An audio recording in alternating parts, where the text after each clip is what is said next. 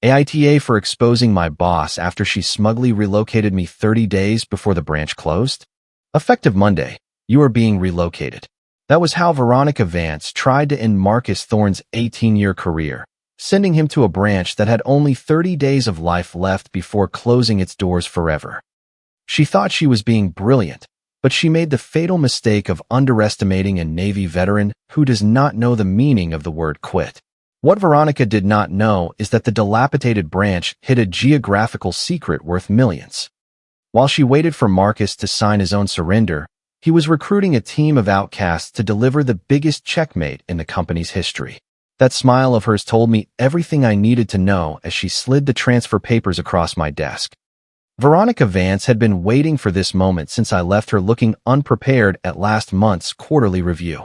The rain beat hard against the windows, an appropriate soundtrack for what was about to be my professional execution.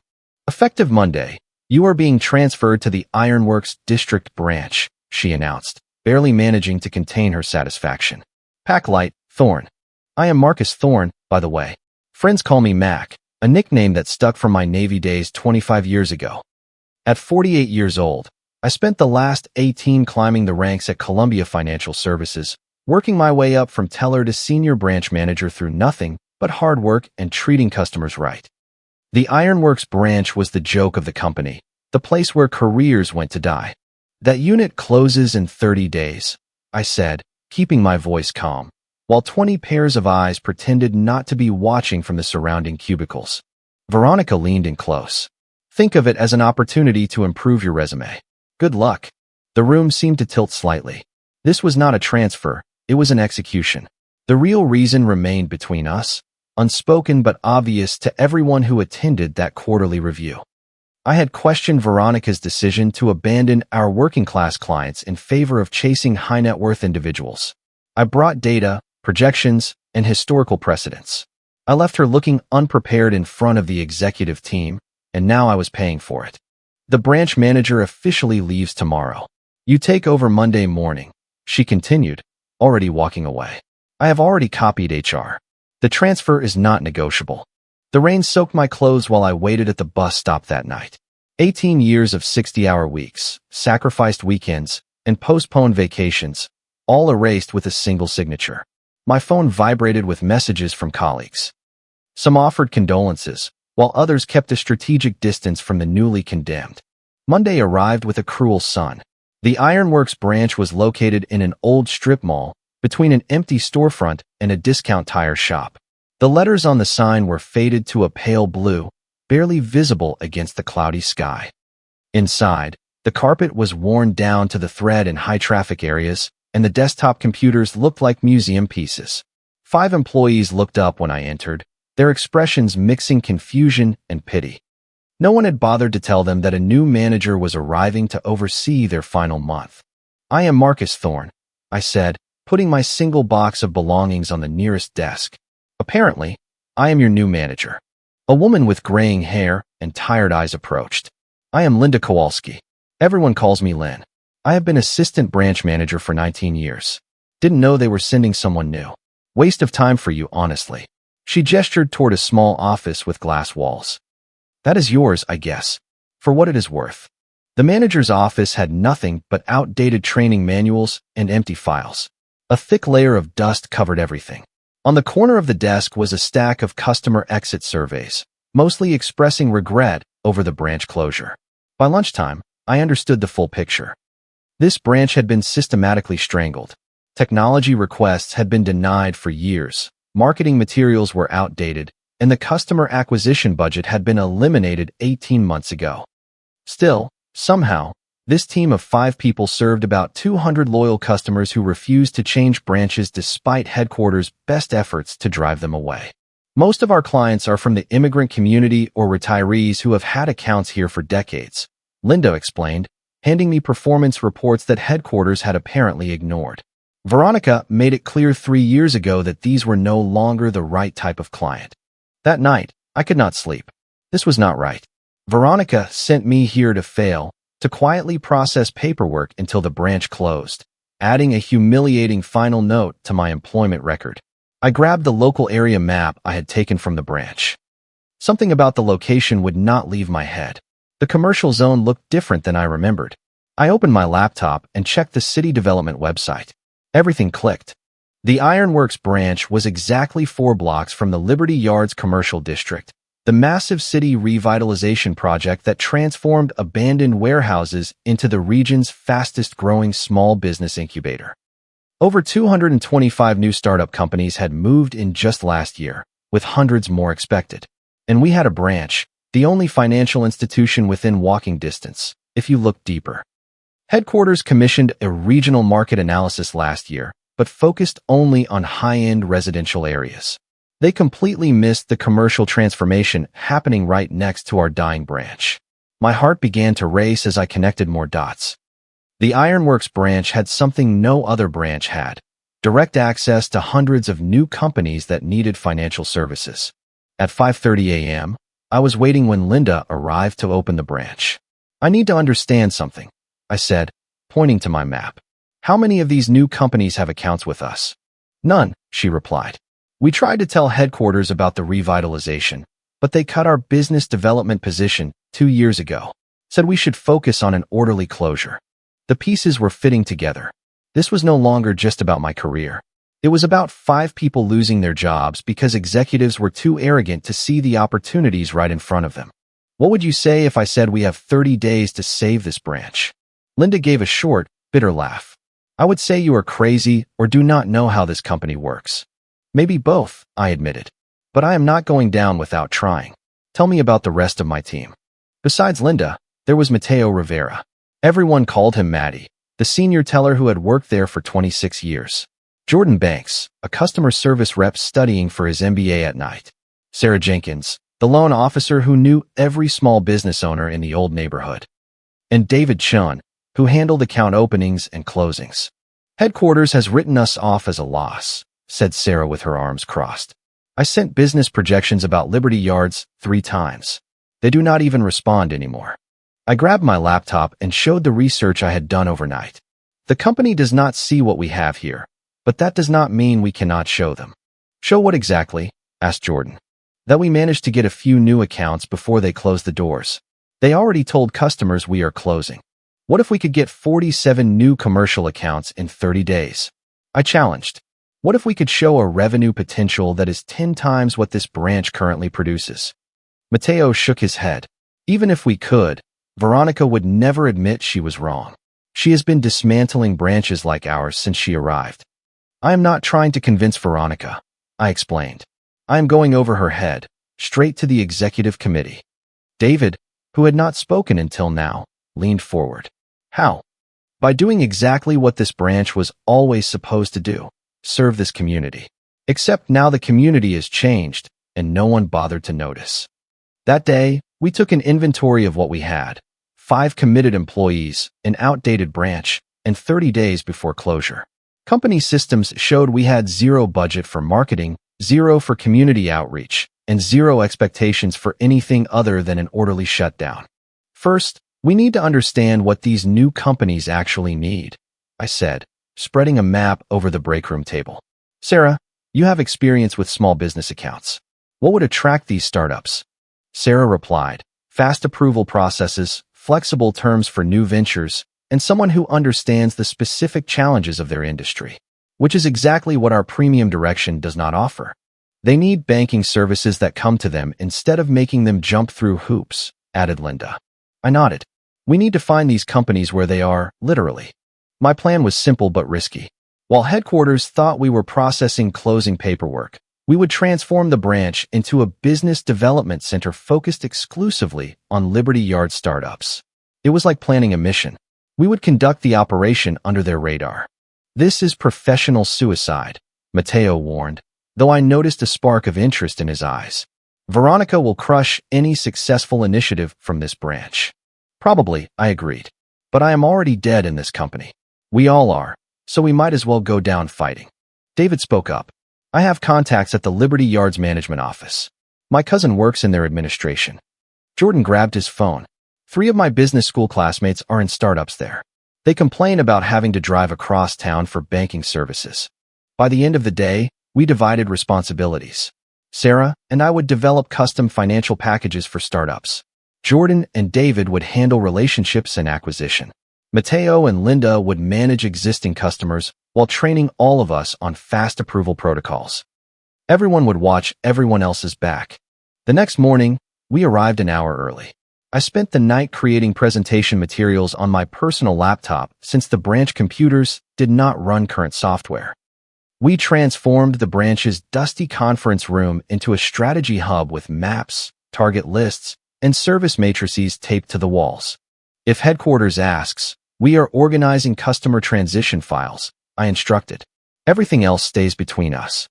By noon, David secured an invitation to a networking event at Liberty Yards that weekend. By Tuesday, Sarah had drafted specialized offer sheets for tech startups, service firms, and manufacturing businesses.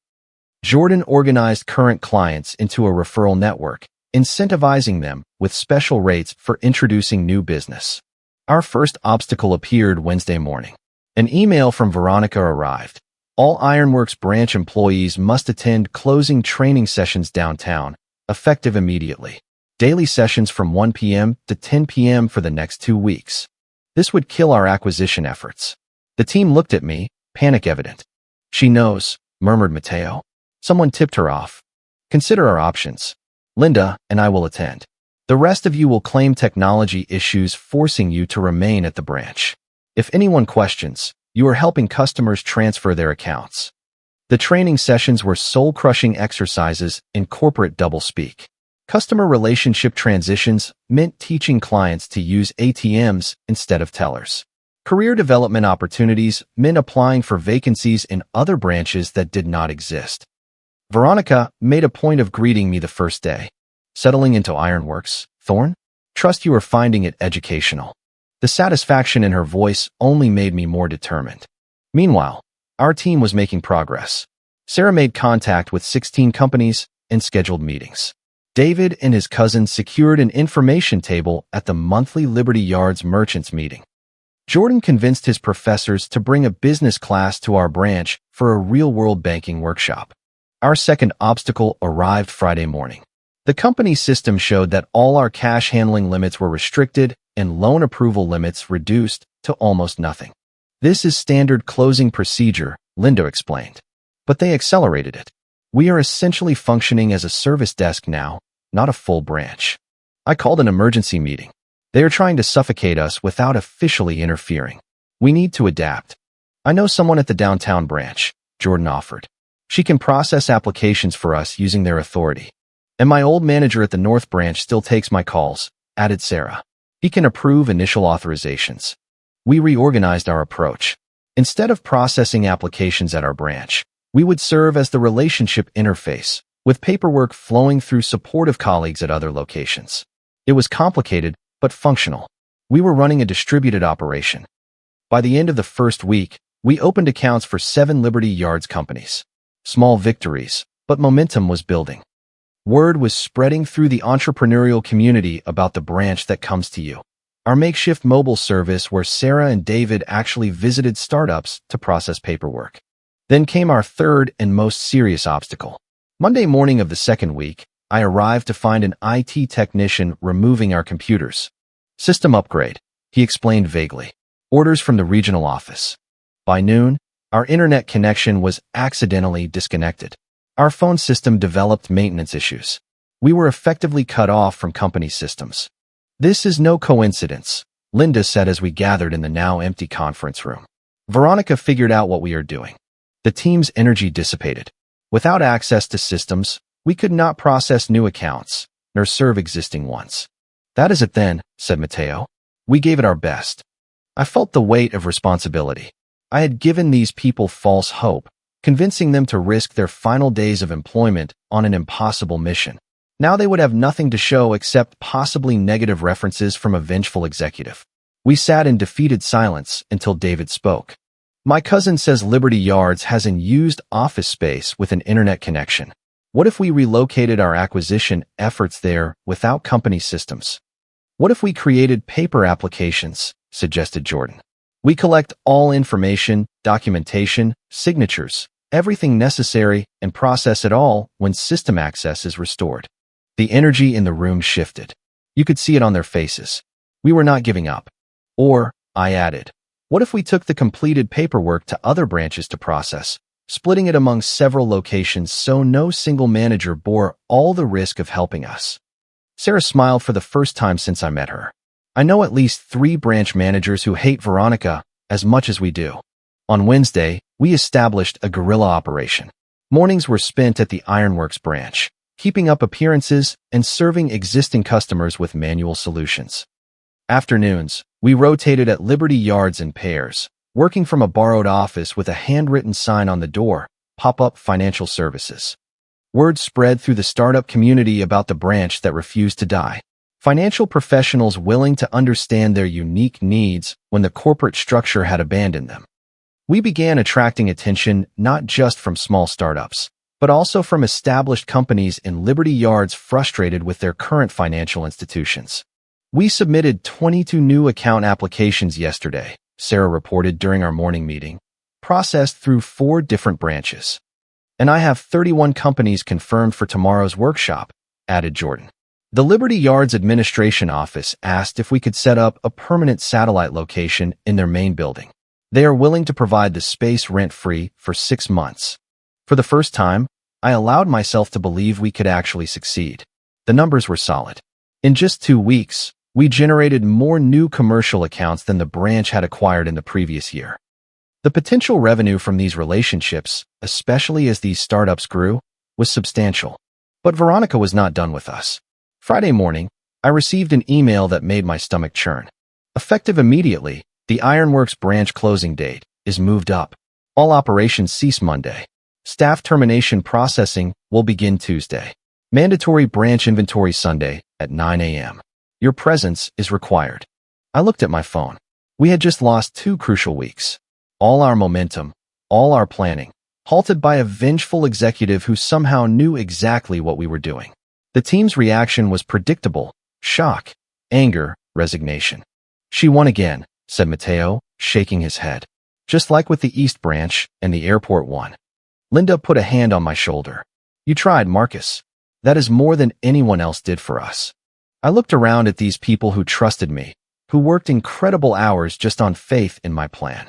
I could not let them down. Inventory on Sunday, I repeated slowly. That gives us approximately 48 hours. For what? Asked Sarah. It is over. No, I said. It is just changing shape. If we only have until Sunday, then Sunday becomes our deadline to present our case. To whom? Asked Jordan. Veronica is the one closing us, and she made it clear she will not listen.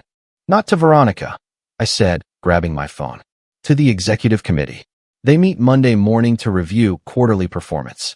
Veronica is supposed to present the successful branch consolidation strategy as part of her report. The committee will not see us, Linda objected. Believe me, I have tried contacting them before. They won't need to see us, I explained. They will see our results. I opened the company organizational chart I had downloaded months before. Catherine Stone, CFO. Her nephew owned a tech startup in Liberty Yards. Amanda Rodriguez, COO. She had been pushing for small business expansion for years. Terrence Washington, CMO. He was publicly criticized last quarter for the company's retreat from diverse communities. Understanding dawned on their faces. You are building an alliance, said Sarah. No. We are building irrefutable proof that Veronica's strategy is flawed and that she deliberately sabotaged a lucrative opportunity. But we have less than 48 hours to make this happen. The energy in the room shifted. You could feel the determination taking over. How many accounts do we need to make this undeniable? Asked Linda. I did quick calculations. At our current conversion rate, 47 new commercial accounts would project over $2.1 million in first-year revenue. That is 10 times what headquarters projected for this branch's final year. No executive could ignore that discrepancy. We have 29 confirmed, Sarah reported. We need 18 more by Sunday.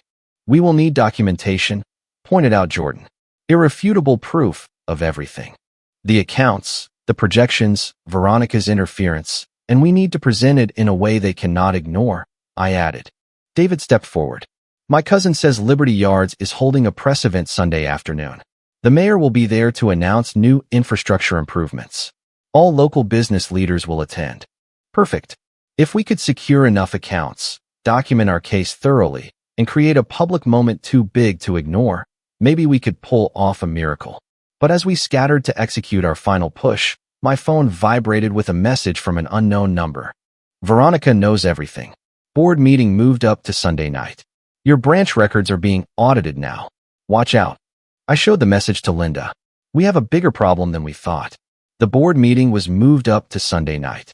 That cannot be a coincidence, said Sarah, looking over her shoulder. Inventory on Sunday, followed immediately by a board meeting Sunday night. Veronica is going to present the branch closure as a done deal, I concluded. Done before anyone can question it. We were running out of time, and Veronica was actively monitoring our activities. We need to go off the radar, I decided. Nothing through company channels, no company devices, no company locations.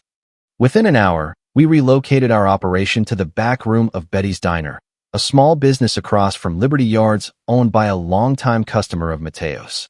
Betty cleared the space, served coffee, and promised discretion. My father couldn't get a business loan for 10 years until your branch helped him, she told Mateo. Use whatever you need. We divided into teams. Sarah and David would continue direct acquisition. Jordan would compile our performance data and projections. Mateo would coordinate with supportive branch managers to process paperwork. Linda would prepare presentation materials. I had the most delicate task, contacting potential allies on the executive committee. Without alerting Veronica. Catherine Stone plays golf every Saturday morning at Hillcrest, Linda informed me. She usually finishes at 10:30 and has coffee on the terrace. How do you know that? I asked. I have worked here for 19 years, she replied with a small smile. You learn things about executives when they think you are invisible. Saturday morning found me sitting on the terrace of the Hillcrest Country Club, drinking expensive coffee and rehearsing my approach. When Catherine Stone walked out of the club, I recognized her immediately from company events, tall, silver hair, perpetually serious. I waited until she settled at a table before approaching. Miss Stone, I am Marcus Thorne, manager of the Ironworks branch. Her expression shifted from annoyance to confusion. Ironworks? Isn't that closing? That is what I needed to speak with you about. It involves your nephew's business at Liberty Yards. That caught her attention. Jason's startup. What about it? He is one of the 37 companies we signed in the last 2 weeks. Companies that now have no local branch to serve them since our closing date was suddenly moved up. Stone's eyes narrowed. Sit down, Thorne. For 20 minutes, I laid out our discovery about Liberty Yard's potential, our guerrilla campaign to serve these companies, and the systematic obstacles we encountered. I presented preliminary numbers showing projected revenue far superior to the branch's previous performance. Why am I only hearing about this now? Stone demanded. Because Veronica Vance has been actively suppressing this information while accelerating our closure, I replied, sliding copies of our rejected market analysis and system access revocation notices across the table. Stone studied the documents, her expression darkening. These projections are substantial, but without official company records. We kept independent documentation of everything, I assured her. And we have confirmation from over 30 companies willing to verify their interest. Stone was silent for a long moment. The board meeting was indeed moved up to Sunday night. Veronica requested expedited approval for her branch consolidation strategy. Can you delay the vote? I asked. No, not without cause. I would need more than projections. I would need proof that this opportunity is real and substantial. She looked at her watch. I need to go.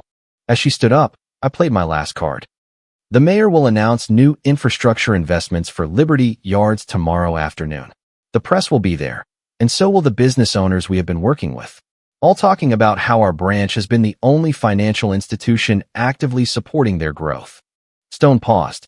What time is this announcement? 3 p.m., Liberty Yards Plaza. I promised nothing, Thorne. I returned to Betty's Diner, where the team had worked all night. The cafe tables were covered with papers, laptops, and empty coffee cups. Everyone looked exhausted but determined. We hit 43 confirmed accounts, reported Sarah. We need 4 more to hit our target. The presentation is ready, added Linda. All documentation is organized. I created projections showing growth potential over 5 years, said Jordan. The numbers are conservative, but still impressive. We had our ammunition. Now we just needed to deliver it at the exact moment. Sunday would decide everything. At 2:45 p.m. on Sunday, we arrived at Liberty Yards Plaza, where a crowd had already gathered. Local news cameras were setting up near a small stage. The mayor and other officials were chatting with business owners. And on the edge of the event, looking clearly uncomfortable, were Catherine Stone and two other executive committee members. They came, Linda whispered, squeezing my arm. But where is Veronica? She will show up, I assured her, although uncertainty gnawed at me inside. If Veronica chose not to attend, our public confrontation strategy would crumble. Precisely at 3 o'clock, the mayor stepped to the microphone to announce a $50 million infrastructure investment in Liberty Yards. While he spoke about economic growth and business development, I scanned the crowd anxiously. Then I spotted her. Veronica, standing near the executive committee members, speaking urgently into the ear of one of them. The mayor concluded his remarks and introduced the president of the Liberty Yards Business Association, who began thanking key partners in the district's success. And we would especially like to recognize the extraordinary team from the Ironworks branch of Columbia Financial Services, who became a vital partner for over 40 companies here, just in the last 3 weeks. Applause erupted as he gestured toward our team. Veronica's head snapped up in shock. Actually, continued the association president, I heard that they, on their own, demonstrated the viability of financial services in our district, generating impressive projections that caught the attention of their corporate leadership. Stone stepped forward, whispered something to the association president, who nodded and yielded the microphone. Good afternoon, began Stone. As CFO, I am always interested in growth opportunities. What I learned about the work happening here is enlightening, particularly because our current strategy explicitly deprioritized these markets. That was my cue. I approached the stage, folder in hand. Ms. Stone, we prepared complete documentation of our findings, I said, voice steady despite my racing heart. 47 new commercial accounts established. Projected first-year revenue surpassing $2.1 million. Growth potential analysis for the next 5 years. I handed her the folder, including detailed records of the systematic obstruction we encountered while developing these relationships. Stone accepted the folder, opening it to review its contents while the crowd watched in silence. Veronica stepped forward, face twisted with rage. This is completely unauthorized, she hissed.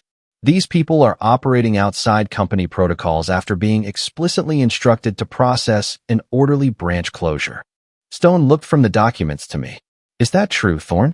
Did you disobey direct instructions regarding the branch closure? This was the moment everything depended on. I took a deep breath. Yes, ma'am, I disobeyed. Because those instructions contradicted our company's stated mission to serve communities and support business growth. When we discovered the Liberty Yards opportunity, we had a choice. Blindly follow a flawed strategy or demonstrate a better alternative. I gestured to the business owners in the crowd. These are not just account numbers. They are partnerships that will grow with the right support. They represent the future of banking in this community. Over the next 15 minutes, business owners approached the microphone, describing how our team created custom solutions for their needs when other institutions would not. With each testimonial, Veronica's position visibly weakened. Finally, Stone addressed the crowd. On behalf of Columbia Financial Services, I want to thank the Ironworks team for their initiative. Rest assured that your work has not gone unnoticed. She turned to me. Thorne, the executive committee will thoroughly review your findings at tonight's meeting. I believe we may need to reconsider certain strategic decisions. As the event wrapped up, Veronica cornered me away from the crowd. You made a grave mistake, she warned, voice low and dangerous. This publicity stunt changes nothing. I still determine your future in this company. I smiled calmly. Actually, Veronica, you don't, because I don't have a future in this company. I resigned this morning. Her expression shifted to confusion, then triumph. So this was all for nothing. You quit anyway. It wasn't for nothing, I corrected. I accepted a position as the first director of financial development for Liberty Yards, working directly with these same companies to establish a community development financial institution. The mayor offered the position yesterday. I handed her a business card with my new title. And our first initiative will be to establish banking partnerships with institutions that actually value these clients. Catherine Stone has already expressed interest in discussing how Columbia Financial can participate under new regional leadership. The color drained from Veronica's face as understanding dawned. You set me up. No, Veronica. You did this yourself when you tried to bury an opportunity because of your ego. I just ensured everyone could see what you were doing. I turned to leave, then stopped. Oh, and the file I gave Stone includes documentation of how you manipulated performance metrics to justify closing branches in predominantly minority neighborhoods, including transferring high-value accounts to other branches right before evaluation periods. The board might find that particularly interesting, given the discrimination lawsuit the company settled last year. 3 hours later, my team and I were sitting at Betty's Diner watching breaking news on her small television. The reporter announced a reorganization in the regional leadership of Columbia Financial Services, with Veronica Vance being placed on administrative leave pending review. I still can't believe it worked, said Mateo, raising his coffee cup in a toast. I can't believe you resigned before knowing if it would work, added Linda, looking at me with newfound respect. I smiled. I realized something important in these 3 weeks. Success isn't winning inside a broken system. It's building something better. As we celebrated, my phone vibrated with a message from Catherine Stone.